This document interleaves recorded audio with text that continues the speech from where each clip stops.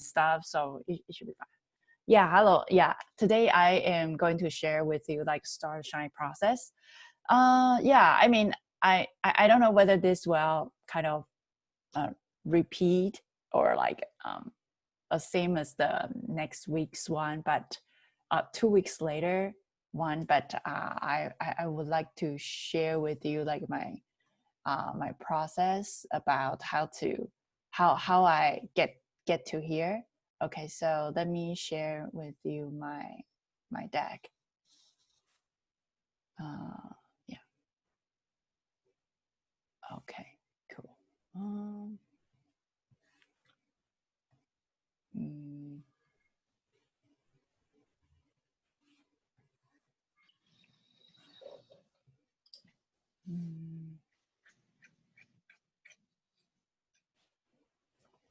Okay, can you see my screen right now? Yep. Okay.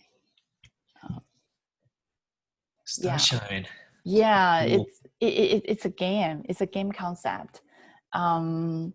Because before when I was really into like Pokemon game when Pokemon starts, and then I remember I couldn't catch Pikachu, so that's why I just Google it and find out where can I get Pikachu. I know it's kind of like an hour south drive from my house, but I just did it and I got some Pikachus from that area. So that's why, but you know, every time when I play this, play Pokemon Go, I find out that I remember a lot of names of the monsters, but you know, it's not practical for all the information that I learned from Pokemon, even though I love the world. So I was thinking about if, you know, all the Pokemons, or if I can kind of make all the information inside a game that is useful, you know, that when people play it, they can remember something and they can kind of like increase their knowledge, then that would be great. So that's that's the reason why I Starshine. First, right now, you know, we are all in quarantine, and then I find out that yeah, it's really good. Like everyone is at home, including kids, right? And then besides the school education, what can they do, you know, when they stay at home? And parents always want their kids to play some games that can, like after playing some games, their kids can learn something out of it, right? So that's how I start. And then yeah, who are we? Yeah, me right now. I am doing it this, and before I really appreciate JT. He helped me with the presentation deck, and also David.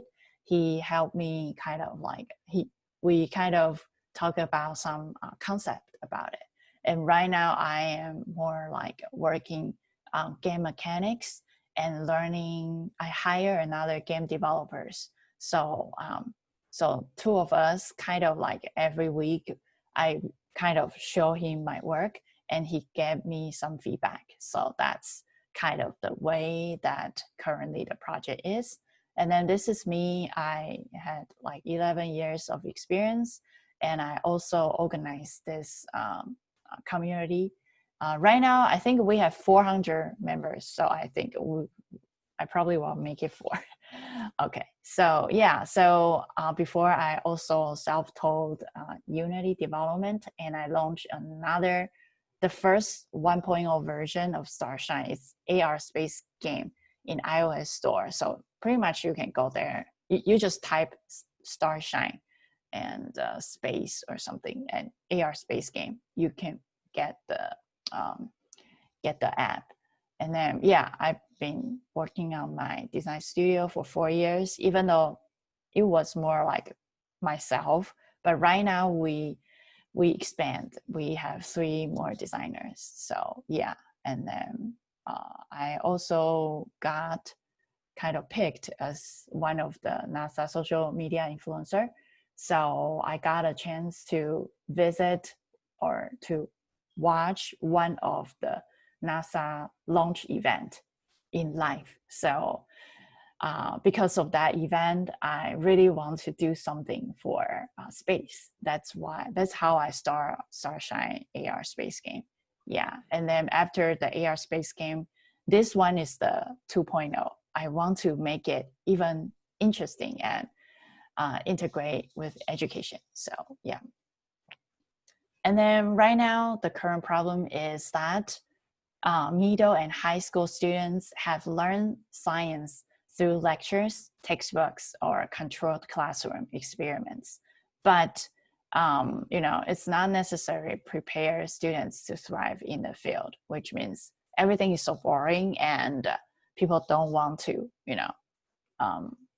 people besides the curriculum, people don't want to learn more or not really interested just because they want to just get a good score and then leave the classroom. That's the goal. Yeah, so we want to make the education fun and engaging. Yeah, so the solution will be right now, we're thinking about maybe we can make learning and make playing fun. So Starshine was born. Yeah, our mission is allows teenagers to explore, innovate, create, and learn science by playing an AR game. Right now it's 2D. Like when I develop, I make it 2D, but in the future it will be 3D and AR. So yeah, so later on, if you see some prototype, it will be 2D right now. Yeah, so that's our goal. And then market size. You can see the market size. Pretty much, those are the industry numbers, and we wish we can kind of get a part of it, join the party. Yeah, this is kind of like the number that we are looking for. We are looking for something like more like Pokemon Go. Pokemon Go is the second most game played in the fattest ever growing game in the App Store. So you see, like Pokemon Go has 1 million downloads in the first 30 days, 1 billion downloads as February 2019, $3 billion US as total revenues. So yeah, so Pokemon's kind of like the structure is what we are learning from. Yeah, and target audience, we are targeting people who like the young students, like more like teenager age. And I think before I got the critique, which means that I should put like they don't like science. Yeah, the reason why I have to change this is because if they love science, then they just keep doing it. They don't need a game to to motivate them. So yeah, so maybe I have to change to they don't like science. So we use games to give them motivation. Yeah, also we want to bring the female audience. Right now, more female enter STEM than any other role according to LinkedIn. Yeah, LinkedIn research. And then right now we want more female to join STEM, and together we can make our science even better. Yeah, so right now you can see competitor metrics, right?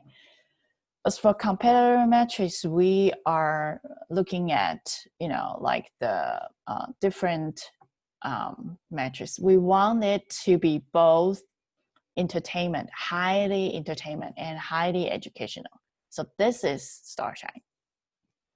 And the rest of it, you see Pokemon. It's really fun, but little educational value.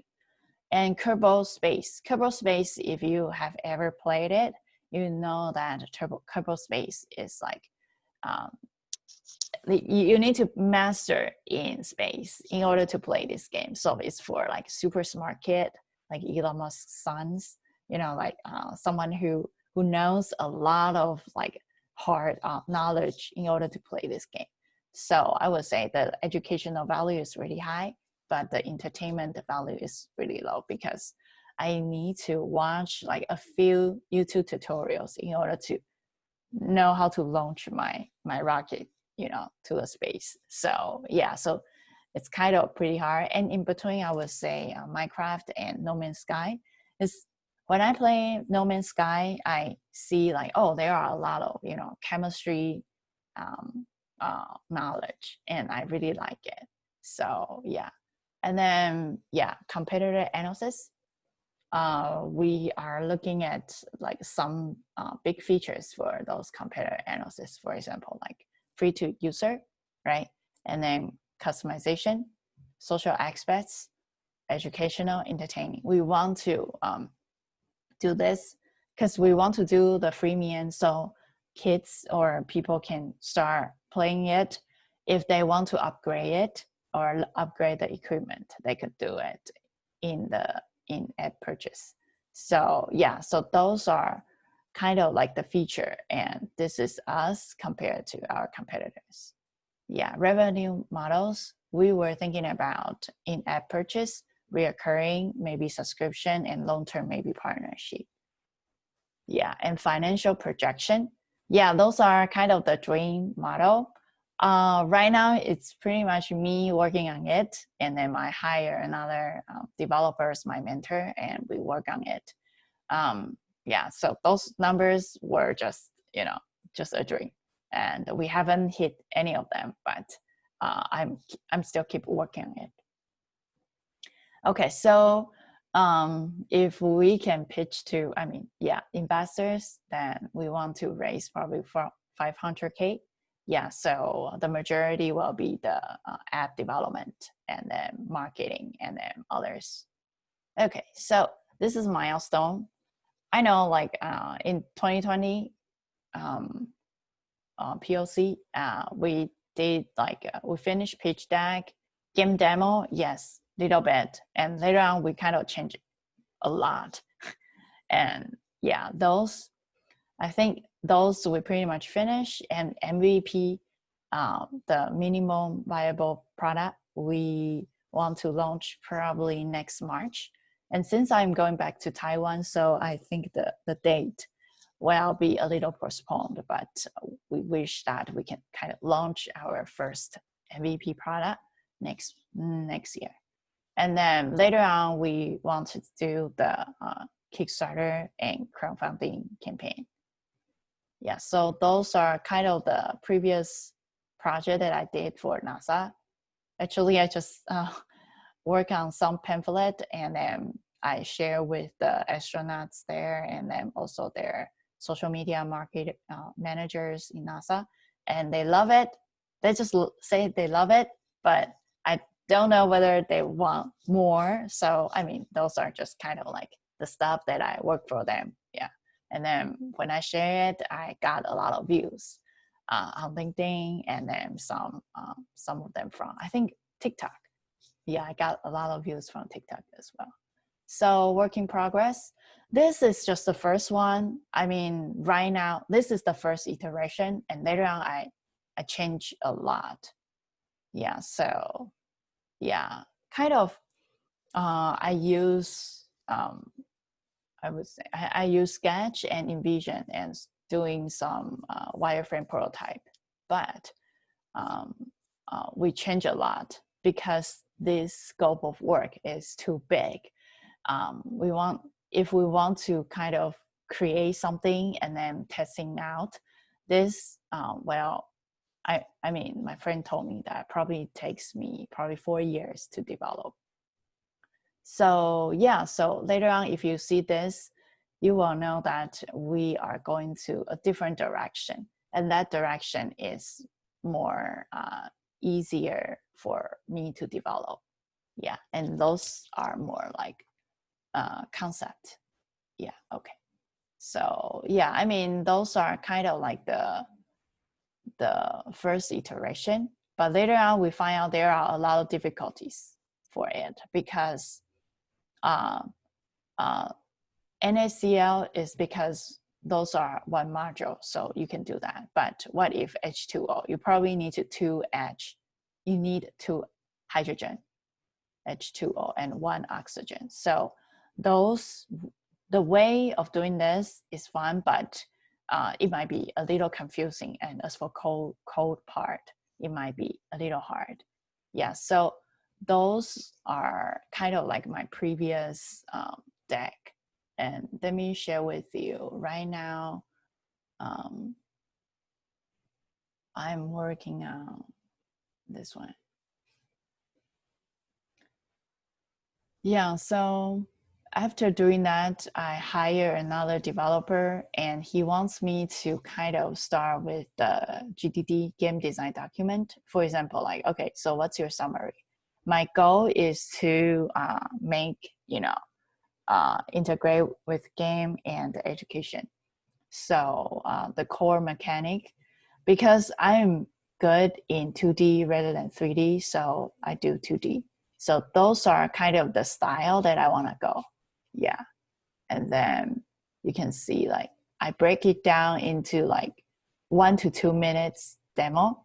So what experience that the user can get from this game. I want them to enjoy the story, want them to learn some basic chemistry, want them to come back for more. So that's the goal. What's the game feature? Game feature will be those more like 2D game, mobile game, role play, RPG, and kind of like a Super Mario style of games. Because before I kind of want people to, combine things together. But later on, I find out that there are a lot of difficulties for development side and a lot of chemistry they form together need more cards or something else, and they will produce something else. So that part I have to think through. But if I make it as a 2D, like something similar to this, I still can get my goal down, and then the game mechanics will be a little easier. And also I can achieve my goal. So I decided to go this part. So this is the story. Yeah, so pretty much in the future, everyone is on the spaceship. And one day, Moby just hit another uncharted planet. And then there's a kind of genie came out and told him that, oh, you need to get a lot of elements from this portal door.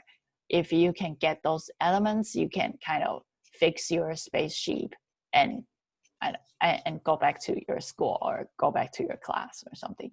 So this is kind of like the level that I draw. So pretty much you can get the elements you want, but you will went through a lot of monsters, and those are levels. And then those monsters, since I really want people to start learning some, for example, like the first one will be Moby. The first mission will be Moby needs to bring heliums to create a big sun or a light so he can see things, because right now it's all dark. So yeah, this is the first mission, to bring the helium. So he needs to go through. And then since helium was the Greek god, so I was thinking about the whole style might be Greek, and we can integrate with like little small stuff or stories that inside like helium stories. So yeah, those are kind of Greek monsters that I find online. So you need to go through those. Yeah, so yeah, maybe a lot of fires. So those are kind of the like the thinking process. And I want to share with you the game. Oh, here. Okay. So yeah, so you can see like I start doing the intro thing. Yeah, intro stuff. Yeah. So you can see here. I draw a lot, so those are intro. But once you go to the scenes, level 1, I think level 1, yeah. I kind of follow one tutorial and kind of create some levels. Share with you. Yeah, so I create a simple level, and if you click this, yeah, you can kind of like it's a really simple one, and then woo, yeah, you go back. Okay, so it's a simple level, and with everything fully fully function. Yeah, so you can jump, yeah, and you die. Yeah, so pretty much I create this, and later on I will use the kind of the paper one, and kind of replace all the graphics, because this graphics is not, it's just for temporary, and I will replace with the more like fire one, and this will be a mobile game. Yeah, okay, so this is so far my game. Any feedback or concept? Yeah, any feedback? Yeah, you can unmute yourself if you have any feedback. It looks amazing. It's a lot of job that you have done over there. A lot of work collected. And that's impressive because you said you don't have any background on this. You just like self-taught. Yeah. Watching tutorials and stuff like that. Yeah, I just watch tutorials like online. And Amazing. Breaky. Look at Breaky. Breaky will teach you a lot of stuff. Break it or the guy from YouTube. The guy, yeah, the guy, yeah.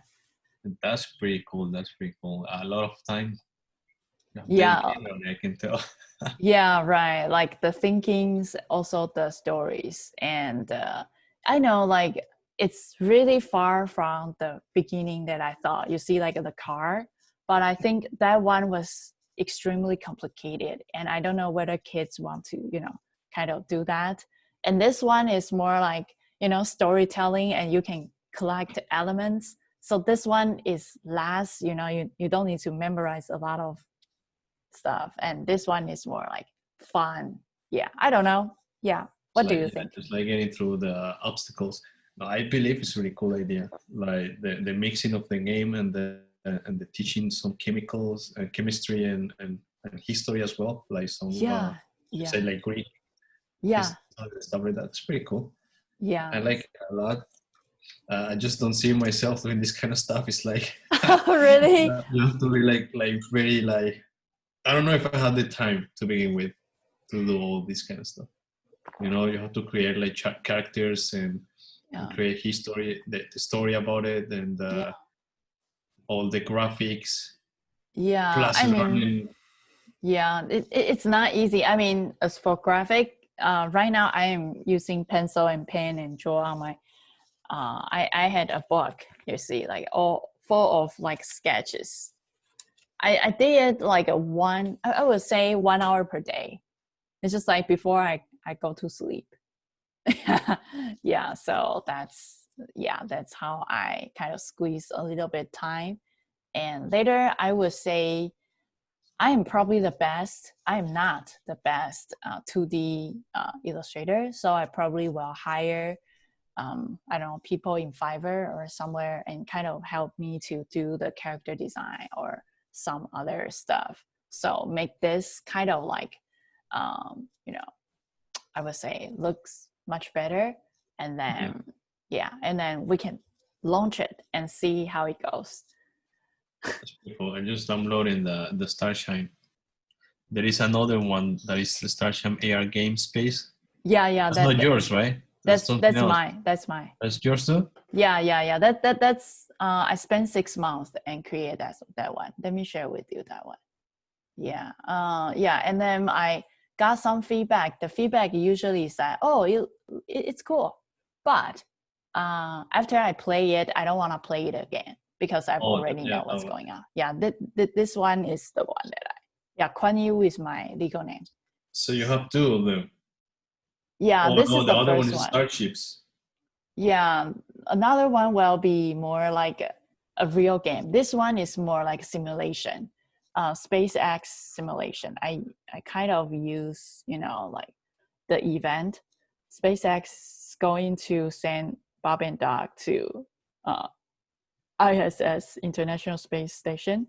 I used that event for the whole project, like how SpaceX sent two NASA astronauts to space, and those are the progress. You just tap and you will see the simulation. The reason why I create this is because if you watch SpaceX launch event, you will see like it's flat video, two screens, split two screens. One is probably like what's looking at outside. Another one is the engine, like inner engine. So every time when I watch it, I was like, what's going on? Like, what's the real rocket launch? Because I couldn't see the full picture. So by playing this game or like tapping, you can see the full launch and how rocket separate itself and how it kind of going back to the ocean, the large part going back to the ocean, so you can kind of reuse it. So yeah, eco-friendly, so you can see the whole part, and there will be some information display. So that part, yeah. So this is kind of the game that I made the first time, and then later on I kind of addict to make more. So that's why I create Starshine 2.0. And at the beginning, everything looks cool, but I find out that it's impossible to create because there are so many. For example, all the elements, millions of different possibilities. And I find out that, is that fun? When I play it, I kind of don't feel it's fun.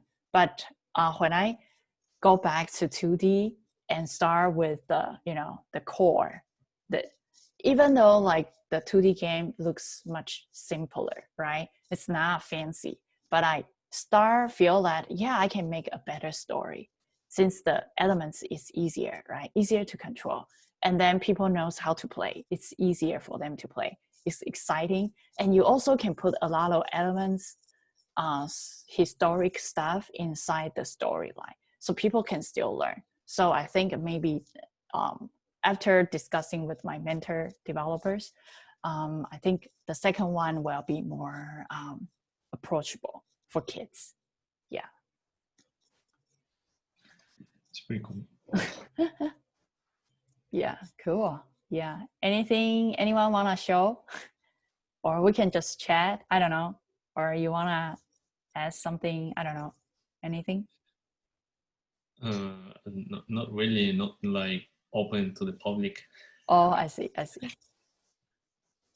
Yeah, I mean, any other stuff? Yeah, Like Tamara maybe. yeah, I think I'm with Andre on this. It's the public.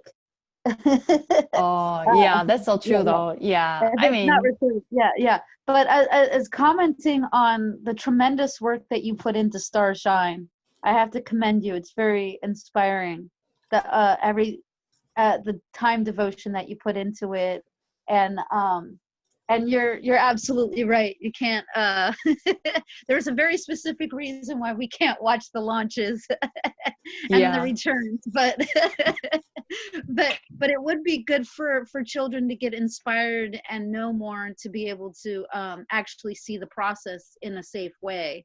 Yeah. And that alleviates some of the issues why we can't why it's not good for it to be seen in live. So I think the game is a great idea. I liked how you saw that there was some issues and you launched a 2.0 and possibly a 2.0, a 3.0 on resolving some of the complexity to that. Because that was like one of the things that that stood out for me is if they need a certain level to be able to even begin, it automatically leaves out a lot to even begin the game. So I was thinking, how a lot of times in a lot of games it has easy, intermediate, hard, and very freaking hard. Yeah, right. Nightmare mode. Yeah, nightmare mode. And so I think that would be really good options that way. if a child is very sophisticated and knowledgeable, they're not left out if you automatically start with easy. But if a child is just learning, or even an adult who's coming across this game for the first time, they have an option to play too, and they can choose like, oh, I thought I could do intermediate, maybe I need to go back to easy, or wait a minute, maybe I should do hard because I'm more advanced than I even thought.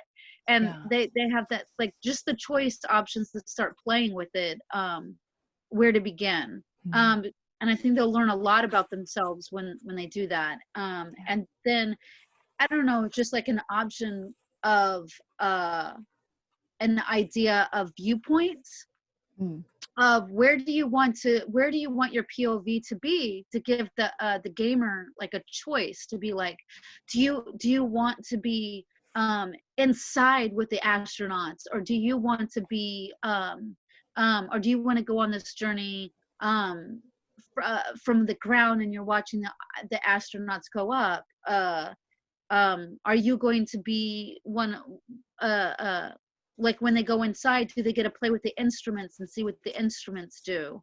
What the astronauts have to actually even do to even be a part of that, between launch to releasing of the rocket, between a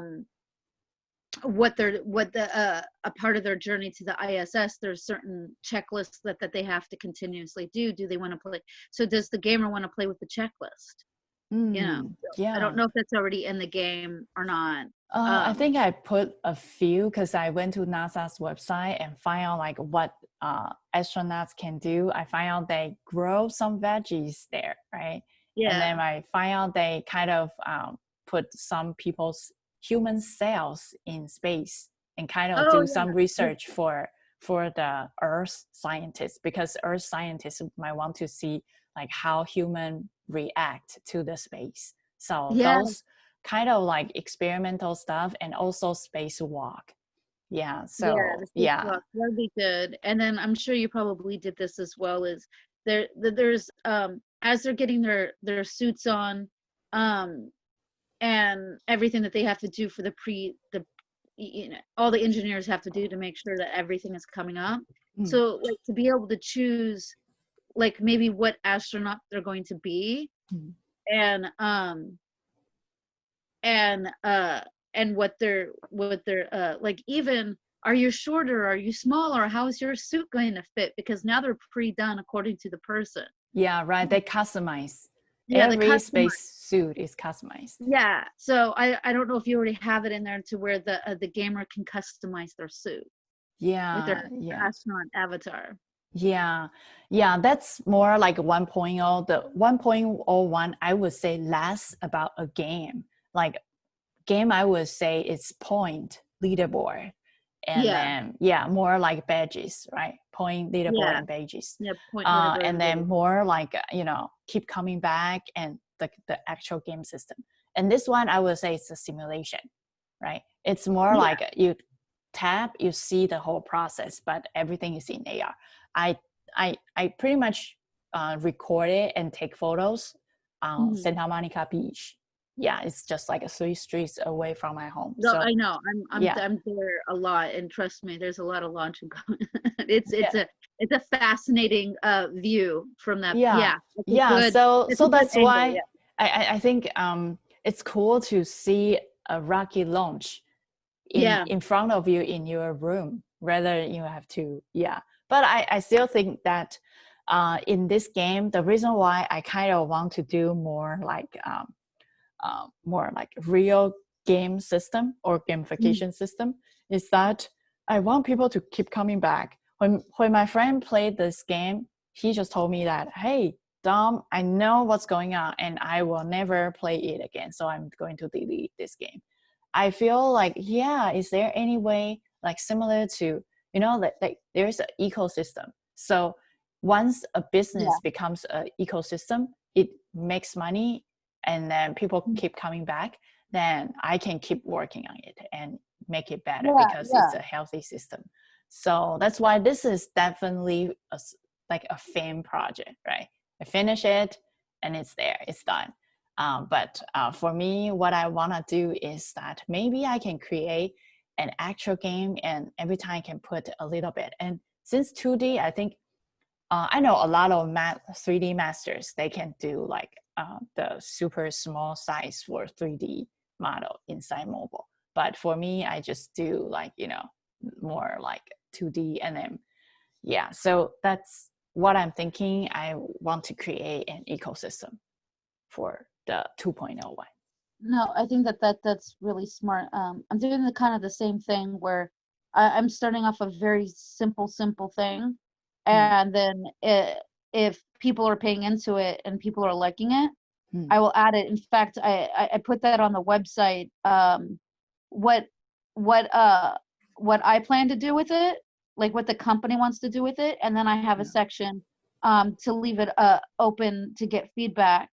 And so I asked the people coming in, how would you like to see this grow? Because this is yours as well. And so they can actually put into like the chat on the website as subscribers what they would like to see, how the evolution of the product go, and then I'll be able to start a dialogue of like what we can feasibly do right now, and how we could feasibly get it to that point that they would like to see. Right. So I think that's smart.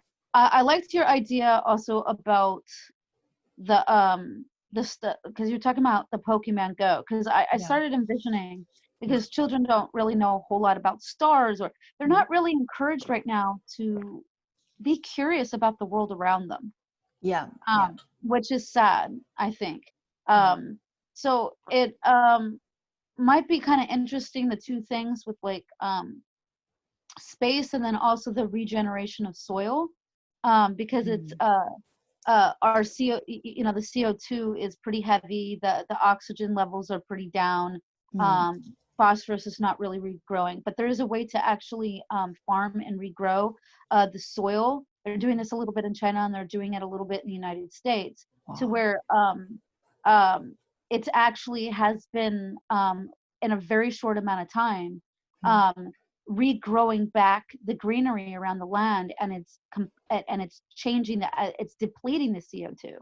And if this is done 100 places in the United States, and then it's done at certain places in China, and during certain places in Africa, and just throughout the different continents, we could actually, in a very short amount of time, in a less than 10 years, starve out the CO2 issue. And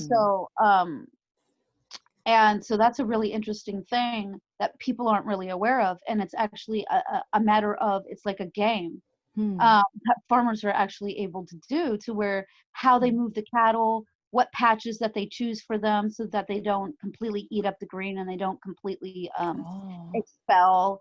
The bacteria goes into the ground, and so they get to like experience the different types of bacteria that actually regenerate the soil, that actually helps the plants regrow at a much faster rate, that actually comes back, and different plants actually come back and actually create the new air.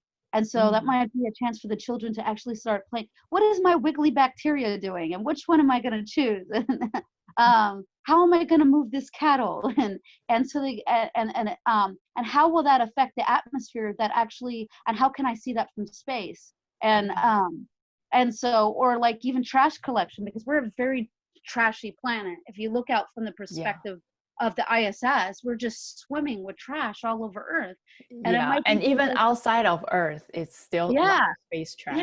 We're, from the spatial perspective, we're junky, and so it might be fun for the kids to take their craft and try to collect all the trash, and try to find a place to what to do with it, and they might come up with different creative ways we've never thought of to at a fast rate, like how fast can I collect this trash, and what creative thing am I going to do with the nukes? Like, am I going to take all this stuff to a completely different planet and make that a trashy planet, or am I going to find a way to recycle or deplete? Am I going to learn about the stars by collecting and naming stars, like you do with Pokemon Go? You try to find the Pokemon, and then you try to collect it. Can we do the same thing with the star? Definitely. Yeah, I think this is all really good ideas. And I mean, for Starshine, um, I think the core value for Starshine is that kind of make education fun. Because I Yeah. grew up, my background, I grew up in Taiwan. I received the Asian way, the most miserable way of learning things. So, like when how did I learn English? I bought a dictionary, and A to Z, I cut it into 26 different, small pamphlet. And every day when I go to school, I memorize one small pamphlet, like A, abnormal or something. Yeah, just like remember everything. Yeah, so that's the way that I learn English, is to cut dictionary into small pamphlet and memorize by heart. Yeah. Yeah, the Yeah. memorization, and trust, in the United States, a lot of the education is very the same way, where you're expected to just listen to a lecture and memorize a book. And if you're not auditory, or if you're not really a visual learner, it leaves a lot of children behind. Versus the constructionism that's kind of done a little bit in New Zealand and a little bit done in Scandinavia, where it's about going out there and experiencing and learning about the context of what you're doing, and then bringing it back to the classroom. Because Yeah. with context, I think the more that there is context, the more, if you can smell it, touch it, taste it, and use all your senses, and actually understand how that's used in real, how you like with instead of just being told, like seeing a drawing of a hammer, Yeah. and then drawing out a hammer, or listening to all the components and memorizing all the components of a hammer. If that child is handed a hammer, and you go out to that nail, and you start playing with it and seeing what it does, they have context to, like, oh, I know what to do with this tool, and I know why this tool now is so important. And that goes into their long-term memory. And Yeah. so like, and then making it fun. It's like, if children learn math through kickball, like, you know like why are they even using this math? Well, we're going to go to the store, and we're going to show you why, how what you're going to do with this money, as opposed to, you're just going to have to memorize this addition problem. Yeah. Putting Right. putting the numbers in context in a real world, to where it's actually they in control, and they can have fun with it, and they can play with it. So I think that your gamification is for education is with Starshine. I think that's a beautiful place to start. Yeah. And right now, for me, because I really love games and I play games a lot. To be honest with you, when I was really young, I think my mom doesn't like me to play games, because she thinks that concentrating on your academics is much important. So before, I kind of didn't really know games. But after I came to America back in 2008, yeah, I started playing some games and I really love it. So I found that this is a good way, and I read some books about some other popular games. I know that Angry Bird, Angry Bird. We all know that the game mechanics easy and it's so popular, like almost overnight. But the whole team, Angry Bird was the 21st published game that they launched. So before they failed 20 games, So for me, I just told myself, yeah, Angry Bird, they failed 20 times, and 21st times they succeed. Same as Starshine. We can have like tons of different, like collecting stars or like collecting garbage. We can start like small different games, and with like MVP, like different games, and see how people or like users feedback. If people like it, we keep working on it. If people don't like it, we move on to the next topic and different mechanics. So that's how I think that, like Lean startups, like, okay, it's the same topic. I know this topic works, but I don't know how to make a game. So let's try different ways. So I am not attached to specific products, but I am attached to the problem that I'm going to solve, which is making the education fund. Yeah. So yeah. Hi Janet. I think she's still connecting. There she goes. Hi. Yeah, today is more like a free form before I kind of present my stuff, but I mean, I know you have some questions if you want to ask anything, because this is kind of the time that I devote to the community. If you need any help, that I can try my best to help you. Hi, sorry. Hi. I was trying to adjust my video and audio. How's everyone doing? Good. Good. Yeah. So this is just free form. So feel cool. free to ask anything. Yeah. Yeah. So hi everyone. Nice to meet you all. I'm Janet from New York, temporarily living in Boston, and I actually got laid off from Victoria's Secret end of July, but my VP contacted me beginning of November, yeah, and then she wanted me back because they're like totally swamped with work and they have such small teams right now. So I accepted that offer, and now I'm actually back with my same team starting this week. For temporary, as I just messaged you, Dominique. Yeah. So like my contract is basically till sometime of April next year. Yeah. But there's like a high potential that I'll basically will be able to join them full time, working with the same team.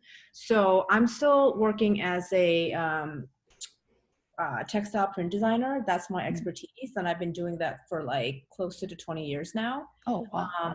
But I've developed my interest in UX UI over about a year ago, but didn't really find time to work on it. So I finally really started working on it when I got laid off and when I got my time back from my own, which is like end of July, as well as my coworker who's currently still working at VS in my team. She also wanted to leave the fashion because the job market is very bad, and we've always knew about like it's basically going kind of like a downhill industry for years. So us to develop some other new skills and possibly potentially want to transition our career out of fashion. That's Mary's goal, and I'm basically going to meet up with her on weekend to kind of like schedule our off work time to keep doing what we do, like starting case studies and like you know like that book. I just got this book besides the other one, which is like super popular, but like this one, it's very interesting for me because I'm the one who needs to kind of build the case studies and expedite this whole process to put some stuff in my portfolios. Right now, I just finished one case studies. It's about adopting a pet using the online service. So that was very interesting for me to just kind of do my own study and learn it from lessons and whatnot, reading books and online tutorials and stuff. So that was very interesting for me to do it. So that's basically one project that I uploaded on my UX domain, which I had to purchase it separately, which I can't really merge it with my textile domain. That I don't think it will work. It will be just kind of too crazy.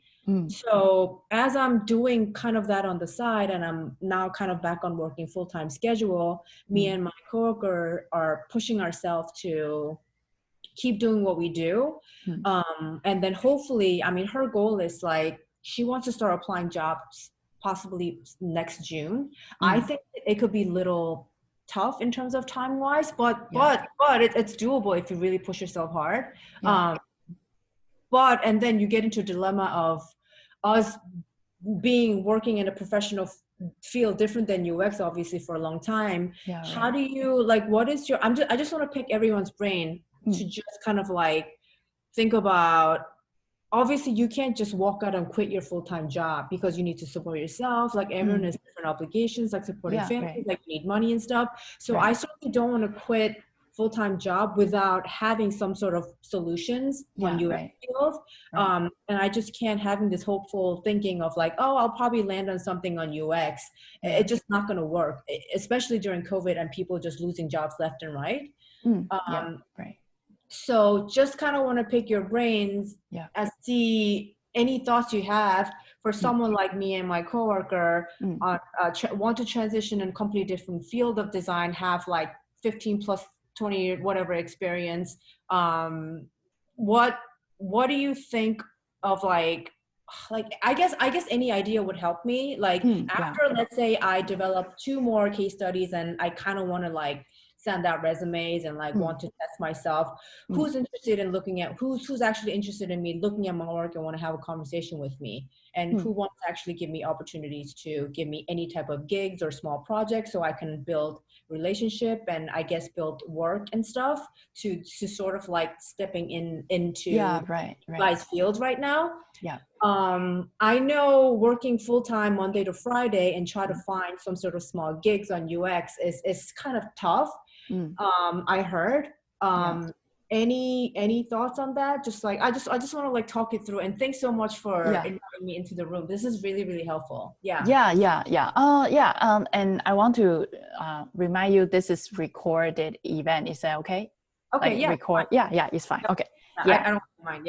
I mean, maybe the answer you get today is a lot of people who watch it, it's also their kind of like answer.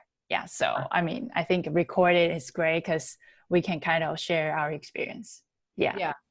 Anyone wants to share? Hey Janet, I totally understand what you're saying because I'm actually going through the same situation. Okay. But I took that step forward, and as you said, it's pretty complicated when you have a Monday to Friday job, and then you got to do some gigs or do extra stuff. Yes. So what I did, I just finished my UX Academy on Design Lab, and it was pretty tough because I was working well. I went through it; it was fine. But then I just decided like if I want to really do this, I need to take that step forward and then get out the comfort zone. What I did, I just quit my job and I found a volunteer. I'm offering as a volunteer to a agency, and then I'm just like right now obviously I have some savings and I prepared myself before doing this like a couple months ago, and then that's what I'm doing right now, getting the experience, because people really take a look on that on your resume. Like you're gonna have to have some experience, like a real job. So that I think will help a lot, like offering as a volunteer or finding some internships at the beginning. That's what I'm doing right now, and I'm very positive. I'm really excited because I'm really learning a lot. Like it's not too different from the school, but working on a real project is really exciting. That's pretty awesome, and I think I feel your energy, which is like super positive, and you're ready to jump in and make your pivot in your career. So best of luck to you. The quick question to you then is, in terms of volunteering, which I don't mind doing it, do you think there's any volunteer work on weekends that I can actually step in and do it, or is there actually none of those available in your field in UX? I believe you can. It's pretty flexible when you say volunteer. So they're gonna be saying like, I know you're working for free, and you can work on your own schedule. But personally, what I wanted to do is get the 100% of the experience. So I didn't want to be getting home at 6 p.m. getting tired and then just start working on. It's not the same as when you do 100%, you know. So that's why I just decided to do it that way. I believe you can find some like flexible schedules on volunteer. What's your current career right now, if you don't mind? What area are you working on? Are you a designer or are you engineering? You mean right now? I'm doing the UX design. I guess before you left your previous field. Oh no, I was doing like after I came to America. I have a designer background. I'm a graphic designer in Colombia. I'm from Colombia. Oh, cool. And then I was doing design jobs over there. I came to America. I didn't continue that. After like maybe 4 years, and then I met my wife, and then she told me like, she motivates me. She told me like, oh, you should, because I was getting to a different path right now, and trying to do like blacksmith stuff and things like that. And then my wife said, why you don't get your design back? And I said like, well, yeah, maybe I should try. And then I just jumped back in the UX. But before that in America, I was doing just like random jobs. Not really something like just jumping from one job to another. Yeah, I mean, that's very interesting to see like where people are coming from and where they're going. And a lot of people I know nowadays, they try to figure out their lives, you know, whether stay in the same field or try something different. You know, I mean, especially during a time like this, you're just seeing so many people going through hardships, health-wise and job-wise.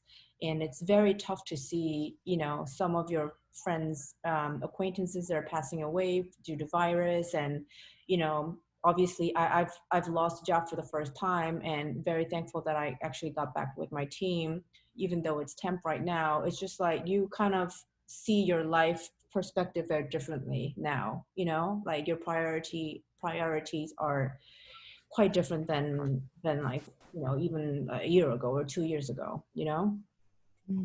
Yeah. But Let me ask you, Janet, are you studying or you are just like self-taught? Oh, well, I started with self-taught, and I basically just kind of doing various courses online, but I just recently finished 1 month UX 101 with Design Lab. So I did spend that time for a full month dedicating to the chapter studies, and I did have a one-on-one mentor session once a week. So I did have 4 sessions total in 1 month, but I did not yet signed up for the whole 4 to 5 months of UX Academy. Yeah. So like I'm basically doing just like self-taught, and then just finished that 1 month course, reading books and doing my own case studies from my learning and stuff. So yeah, I did not sign up for boot camp yet. Yeah. Okay. Which is a big, you're that's kind of a big commitment. I mean, for everyone, and you really need to decide if you want to do that and take the boot camp or take the different route. So I've been asking around of people who took the boot camp, pros and cons, people who did not take boot camp and still did well, pros and cons, you know, because everyone has like different mindset. Like some people can say, do the boot camp totally, I've earned, you know, learned a lot, you know, I got a job. The other side, there's some issue about attending specific boot camp like GA. A lot of students artwork, you basically have very similar portfolios compared to any other students out there. Yeah. And you still need to figure out what is your style. Like, how are you going to present yourself and prove yourself that you are still different than any other students from GA boot camp? So like, Yeah. if I want to take boot camp, I probably won't go to GA. I'll probably stick to Design Lab. But there's just so many pros and cons that people just like, they all have their opinions about like, forget about boot camp. Like, you're totally doing fine. There's so many free stuff out there. If you commit yourself, your time, and really dedicate yourself into it, you'll be fine. Versus people with boot camp, awesome. Like, you know, it's expensive, but it's worth it. So there's like, you know, definitely plus and minus of getting or not getting into boot camp, in my opinion.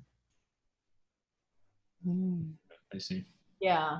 But you obviously took the Design Lab, Yeah, Academy, right? I did both. I did the Design 101 and then the UX Academy. Yeah. Right now, still working on career services. Mm-hmm.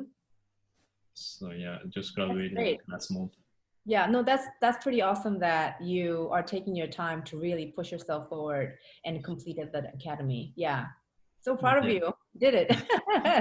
Good luck with everything you do. And I'm pretty sure you'll land on something awesome. Like, where are you based on right now in US? New York.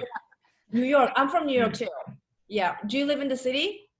No, I'm living in Long Island City, Queens. Oh, okay, Long Island. Yeah, I like that town. Yeah, I'm from New York City, but obviously we're up in Massachusetts, Boston right now due to COVID, and working remotely.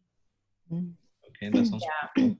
Yeah, but I really believe. I mean, if you really want to do it, you gotta. I know you gotta. Yeah, you gotta step out of the comfort zone, and you gotta really push yourself out there. So yeah, but thanks for your feedback. I really appreciate it. Sure. Yeah, no problem. Yeah. So this meeting starts at 3 o'clock, right? Oh, 1 yeah, p.m. like an hour ago. Oh, yeah. Oh, wait, this meeting already ended or? No. It's like another 1 hour. Yeah, more. yeah. Right Yeah. now, it's 11 p.m. in Boston. So it's going to start at 3 p.m., I believe, in your time. So it's like 15 minutes from now on. No. It started at 1 p.m. here. It's the Easter time. From Oh, them, 1 it's p.m. 10 1, a.m. 1 to 3. Yeah. Pacific time. oh, got Yeah. This is Pacific time. Yeah. Oh, got you. Okay. Yeah. Yeah. I mean, I can tell you like the way that I learn things, because pretty much back in 2008 I got a scholarship, and I from Taiwan, so I got a scholarship to study art center back in 2008. I was the only family members to come here, so I don't have anyone to rely on. So I have the same, I would say that maybe a little harder experience than anyone who has a family here.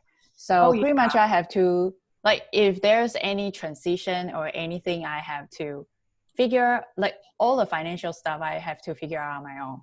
So before, actually my background was the same as Andrew's. I was the graphic designer, and I was the only graphic designer for a skincare company. Yeah. Wow. And I think that was back in 2011, right?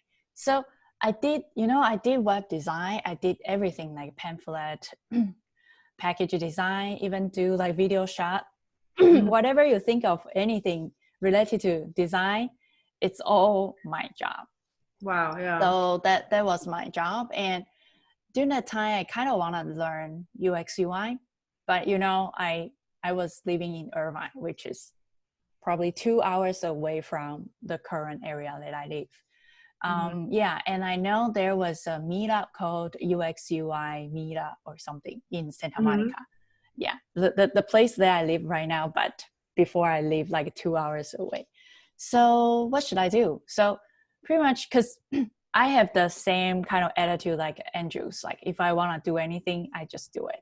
So I mean, during that time, I didn't really know GA or any design lab stuff like back in 2011. So I still want to learn stuff. What should I do? So first I went to Meetup, because I mean, face to face and meet people, real people, is the best way. Because watching videos, I feel like sometimes you have a lot of questions, but you just don't know how to ask. So the first time I just went to I look up Meetup, and I kind of joined the Meetup. So every day I work like 6 p.m. like it's my off time, right? I finish my work at 6 p.m. in Irvine. And then I think this Meetup starts at 7, but I need to drive 2 hours to here. So every time when I drive to here, it's usually like 8:30, and usually the meetup is about to finish, but I usually attend 10 minutes of the meetup and I drive 2 hours back. So yeah, that's the spirit. I know, even though I only can join 10 minutes, but 10 minutes of being with people who is really good in UX UI is enough, and everyone knows my situation. So I asked them, like, what should I do? And they say, why not start your project? And every time you just come here and present. So I was trying to work a little earlier back in my office. So I have like 1 hour after I just drive to my UX UI meetup in Santa Monica and start kind of preparing a project. And every week I force myself to kind of at least present or talk about it. Yeah, right. And then also build network as well, which is crucial. Yeah, so I did that a little bit, and then later on I start to kind of like read books, and then I ask some of my like friends about, like, oh, you guys are in the UX UI field, then what book do you suggest? Then I start learning some online course, and then I start buying some books.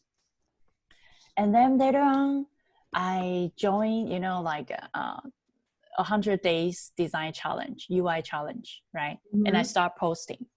Yeah. And later on, I think, because I still keep my full-time job. but those are just, you know, like side gigs.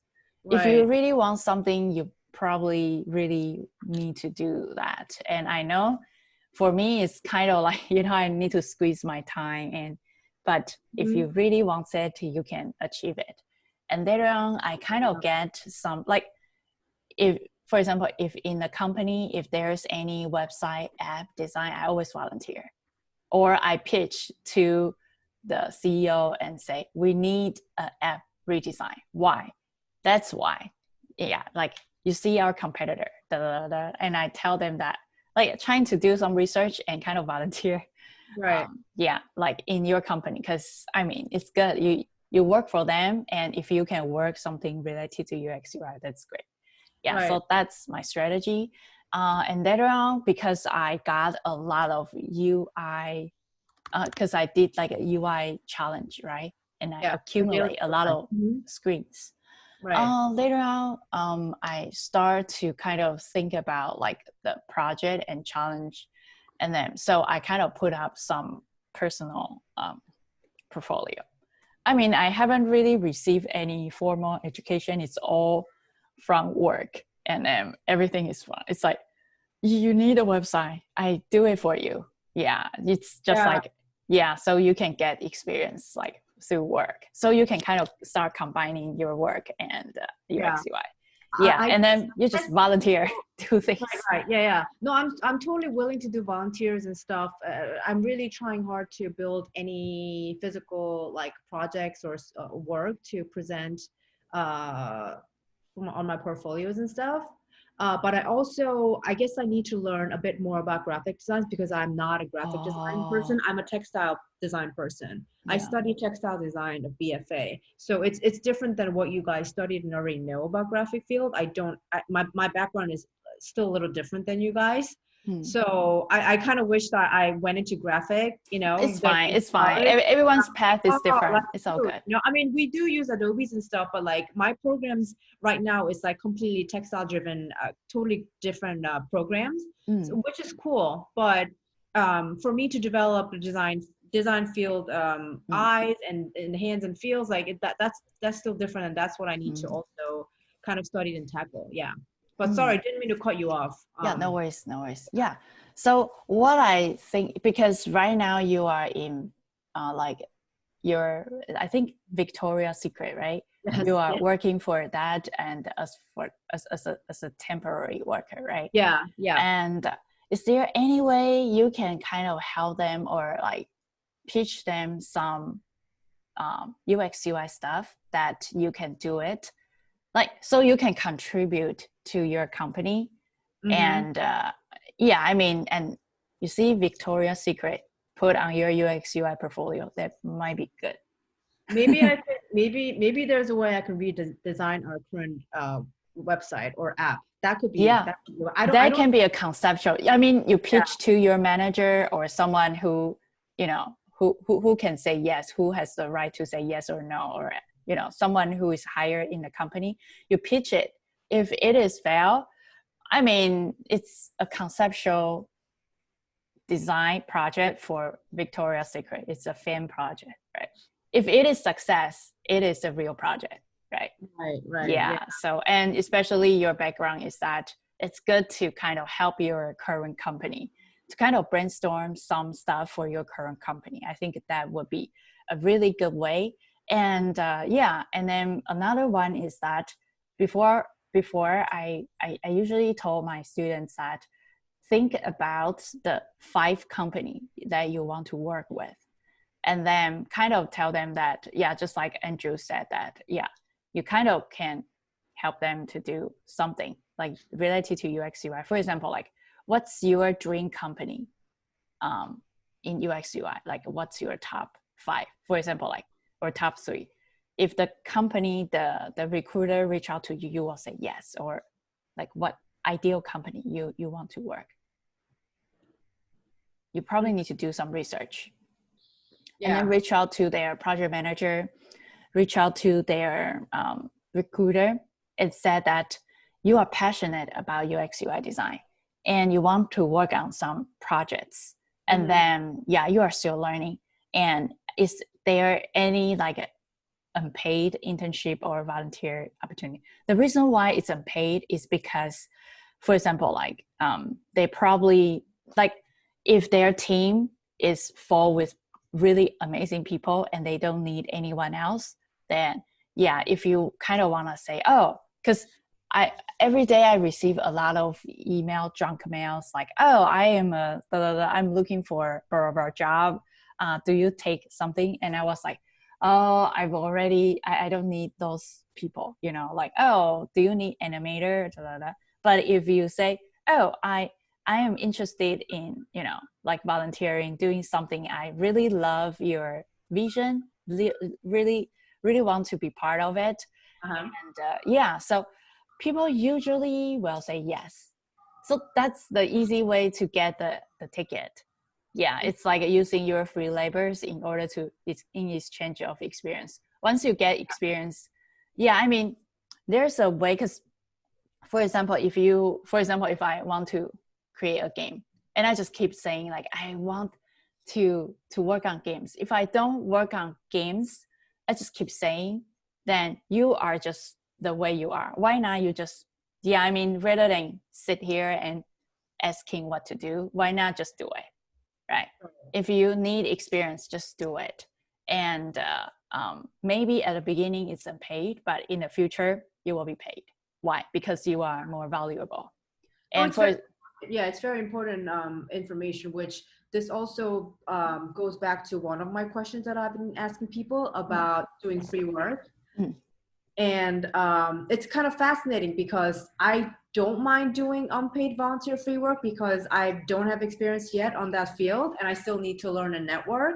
So for me to build that valuable lessons, I'm willing to do like a weekend volunteer opportunities or like reach out to people. If even if they ask me to build one motif or something like that, I'm willing to do it and like have that as my own projects. But a lot of people don't believe in free work.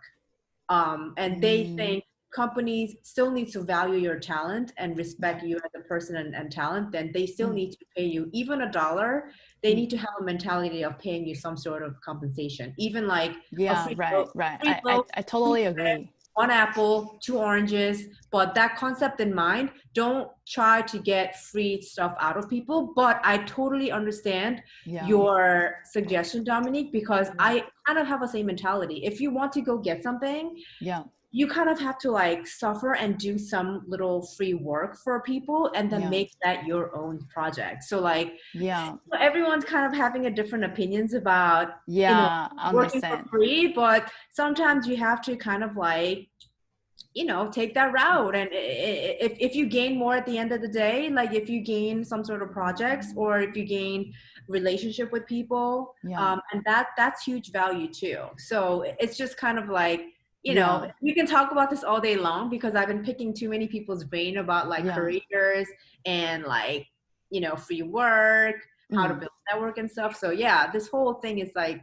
very interesting to talk about. And picking your guys' brain, obviously. So thank you. Sure. Tamara, do you have any feedback for Janae? Yeah, because I've been faced with this a lot of times, and now, you know, hi, Janet.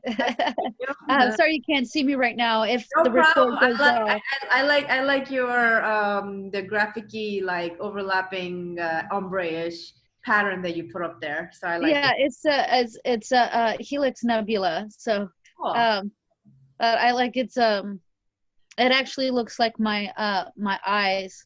That's what I was gonna say. And somebody else pointed out it's a heart around the oculus, and so I think that's, you know, spreading love throughout the universe kind of concept. But yeah, thank you, Janet. So the record button goes off, you can see my face again. But no problem. I have deeply faced what you have faced. I've kind of done it all to where when I first came to LA, I had a regular job conflicting with what I came out here to do, and I had a choice. I couldn't do both. You know, the job was like going, do our schedule or we'll have to let you go. And the other one is like, you know, the thing I came out here to do, this schedule or we're going to have to let you go. And I was like, I didn't come out here to just pay my bills. And so I did my passion, and it didn't work out at first. And so, you know, I went back to looking for jobs again, and it wasn't easy in the market. And then I got something and I was able to pay my bills a little bit again. But then COVID hit, and it's like a lot of the jobs that I was doing in my field no longer existed. And a lot of my friends were just waiting to try to collect a check from the union or try to collect it from the government in California. Yeah, unemployment. And they were just like sitting at home depressed. I'm like, I couldn't, that didn't sit well with me. So I started producing, I started producing projects and started raising the money that was necessary, and then hiring people so that people could get off their couch, so to speak. And one of them, several of them, I did it around the disease so that, you know, it became like a Zoom kind of project so that people could do it remotely safely for the ones that didn't feel comfortable going outside. And then I did some animations because that was, I'm in the film industry. And so you just working with animators around the world so they could do that remotely. And composers and stuff like that. So I kept thinking about, and for the other ones, I created this thing called Spa Innovation, or Spa In, which is safe pandemic areas. And so I created a technology around creating an environment to where no matter what pandemic hits, no matter how serious the virus is, how to work within a space in a safe way to where something can't be contracted. Because I put that together because when people work in virology, they work with very dangerous things. Or if they work in, if you're in literally building a cell phone and you're working with the lithium ion, which is mined from uranium, you can't touch that stuff. you can't work in that environment. It has to be very cold. You have to go through several cleaning areas. There's so many different things you have to do for decontamination to be safe.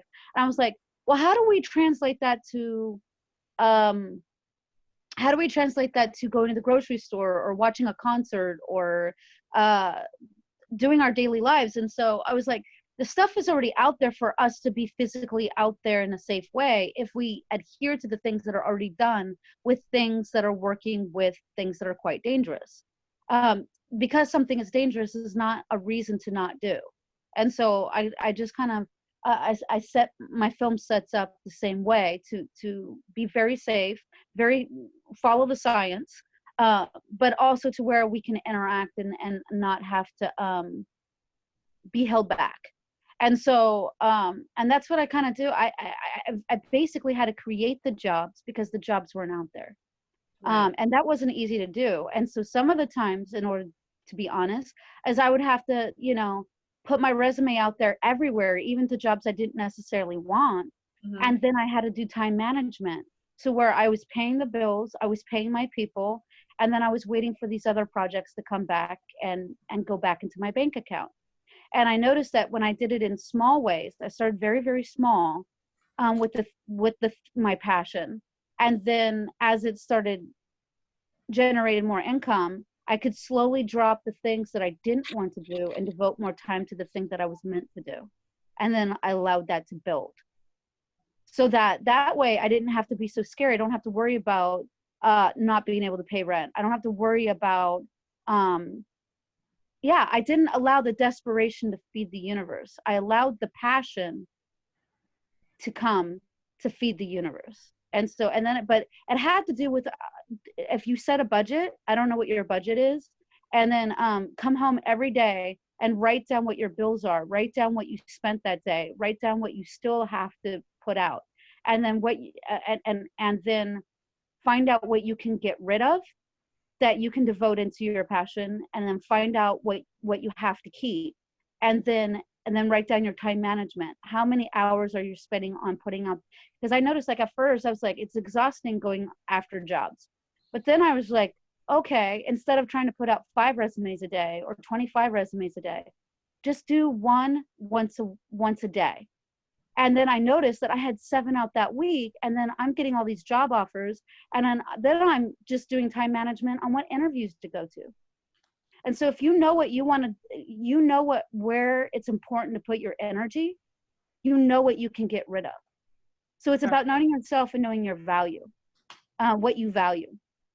And then you'll notice that you can start putting more energy towards the thing you want, and you don't even have to volunteer at that point, because that's also, if you Google, you could find out what you can already contribute and what you're willing to contribute, and who already needs you financially, and who's willing to also work with your work experience. And sometimes you just rework that resume to say, instead of saying, I don't have experience with da da da, you look at that resume and say, hey, wait a minute, I'm very skilled in this thing, and they kind of need that anyway. I can interpret my skills into what they already need, to show them that that person who has experience, I'm actually more valuable than. Because my skill set is actually more important than their experience. And this is how it translates. So I would do that with my military experience, with my business degree, and showing how that would translate into gaming, or how that would translate into, see, I didn't have 5 years to be able, they wouldn't want people to write their stories for their games. Well, I don't have 5 to 6 years or even 10 years managing a gaming department. But what I do have is I managed many different types of teams, in and out of war zones. And, so that translates. I already know how to work with different personality sets.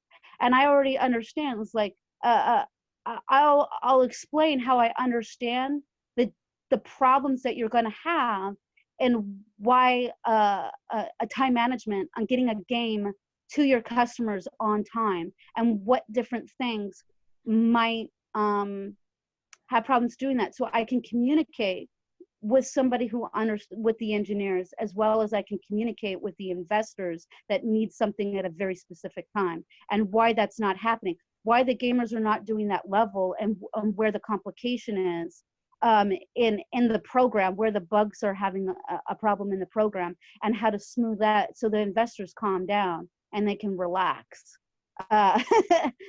So that we could still meet certain parameters and get it out to the quality that we need. Because if you don't get out to the quality they need, and the customer is not satisfied with the product, you're going to be losing money anyway.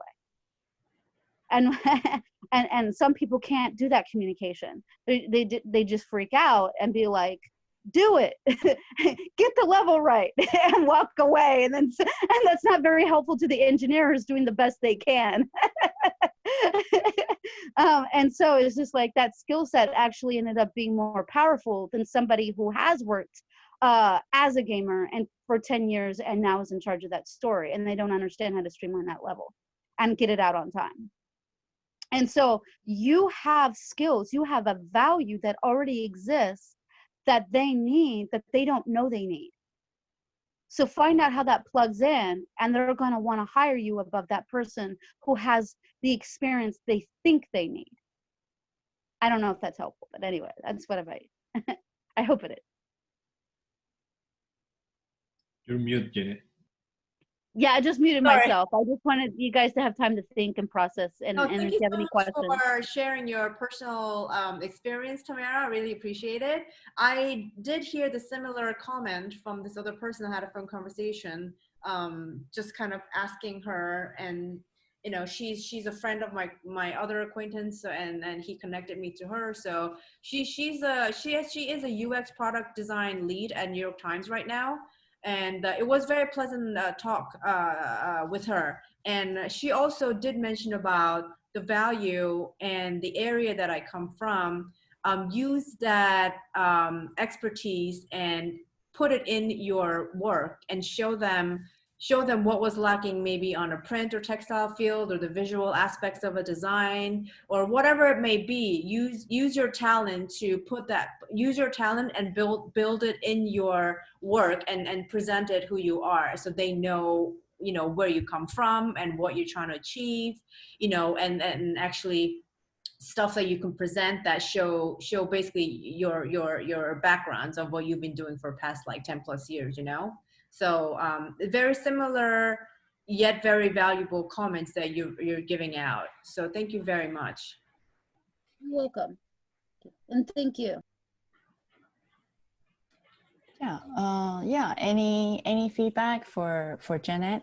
I think Janet, maybe instead of listening to a lot of people's opinion, why not just doing something? It's better to do it quick and run than just sit there and trying to find what's right. Yeah. Just think about, like, I don't know whether you heard of the examples that I do my games. Because I know Angry Bird, right? It's a successful game. Everyone knows. And people thought they succeed in overnight, but it's not. If you go to the Angry Bird team, their Twitter, Angry Bird is their 21st published games. So it means like previous 20s were the failed one. Yeah, they published 20s and the 21st one rock. So it's definitely not overnight. So sometimes my approach is that it's better to move quick, right? Yeah, to move really quickly and experience a bunch of wrong things. And then you know what to do, right? Maybe all your, like you just keep writing notes, right? Maybe there are like 5 or 10 different ways of kind of helping you to get in the door. Just like list it out and try it out. And if you find out this one works for you, because I know everyone is different. For me, I am more like move quick, testing out things. If things work, keep working. If things is not, then cross it out, move on. Everyone's personality is different. So I think it's similar applied to, startup strategy. You kind of do a lot of prototype, right? Just think yourself as a product, right? Use UX, UI design and think yourself as a product, right? Fast testing, doing some testing, right? So you have 10 ways of doing things and you have a time, right? You probably, so maybe try each one for a week and see which one works. If it is not working, just cross it out and don't overthink. Don't draw into the past. Just cross it out and move on, right? I think that might be a good way. Just, I think it's better to do the action things because action can make you grow, right? And make you positive, right? Rather than sit there and think, what should I do? You just do it. And if it is wrong, then cross it out, move on to the next one. It's very important to just kind of like start just action and just do it and then figure it out that way. I think I've had enough conversation with people, which I pretty much needed to build a relationship. And that took me, I pretty much started like beginning of August and just kind of like get to know people and then really like kind of understand what is UX UI like from beginning. I think I've had enough conversations with people and I think now I really need to really try to push myself to do whatever it is, to just do it and try it out and kind of narrow down the options from there. So according to my understanding, you haven't learned UX UI, right? You haven't learned. No, I've been learning. I have been learning. Yes. Online courses, and I took a month the 101 UX course from Design Lab. I signed a bunch of classes online like Udemy or like Coursera. I am learning and just listening to the video tutorials and building. Have you ever worked on your personal project related to UX UI? Yes. Or just learning? Yeah. I did finish one project. Yeah. Which I uploaded on my portfolio site. Yeah. So that's my next goal, to just really just keep trying and brainwashing and then brainwash myself and then just kind of really work on the physical projects. That's what I need to do. And that's what you have to keep working and building on your portfolio. Right. And right now I would say all the networking, I would like, for me, like before when I was looking for jobs for UX UI or something, I don't know, like looking for some stuff like 10 years ago or 8 years ago, my friend told me that networking was kind of wasting time unless you are valuable. Because, you know, like I know the person, I know that person, but if I am not up to the standard, then all the person you know is just like, oh, I know the person. Yeah, it's just like that. If you want those networking really help you, you need to be the best of yourself. Yep, then you those networking will be useful. Yeah. So yeah. I think for me it was still interesting to get to know people, to get the sense of what that field is. But like I said, I think I had enough conversation, so I kind of stopped networking and then kind of pushed myself go back to actual work on yourself. Yes, correct. Yeah, good point, Dominique. I think keep working, just action. Don't think too much, just like this out, you know, and then check mark. Yeah, I do think a lot about things, because this is not the easy task. Like, you keep on thinking about, am I doing this right? Will I make it? Like, all that. Don't judge yourself. Just let the market, you know, that's UX UI, be objective. Yes. You are testing, right? You are the product, right? Yes. If a good UX UI designer just go through the list and don't overthink, because let the market judge you. Don't overjudge yourself on your own. Right? Yeah. That's the right way of thinking, like a user experience. Who's your user? It's the person who hired you, right? And you keep judging yourself instead of letting user to choose. Right? So just put your brand behind yourself, right? Just like, oh, I am a product. And there are 10 different testing. I need to go through those 10 testing and see which one works. Right. Yeah. Rather than like, oh, I don't know whether this works or not. Just do it, and the market will tell you whether it works or not. Yeah. Thank you. Thanks for all the talk, guys. Cool. I really needed it, because since I went back to the same work this week, now I'm in the weird dilemma of like, how the heck am I gonna like push myself to do all these extra UX work? But I can do it. I'll make it work. So thank you. Yeah, sure. Yeah. Any feedback for Jeanette? I think it was enough feedback for all three of you guys. I really appreciate it. And sorry to jump in on the last session. No worries. Yeah, today is more like show your work and get feedback. So I mean, I just happened to, like, I guess, message you on LinkedIn, and then you guys are online, so I quickly jumped on to this meeting. It was very nice talk, super valuable, and thank you to all three of you of spending time to give me good feedbacks. I really appreciate it. Yeah, cool. Okay, so any stuff that we want to bring up or discuss? Anything? Yeah, Andrews. All right. Oh no, I was just gonna say, like, thank you we are learning from all of us, from each other. And there is another tip that my mentor gave me, just to build your portfolio.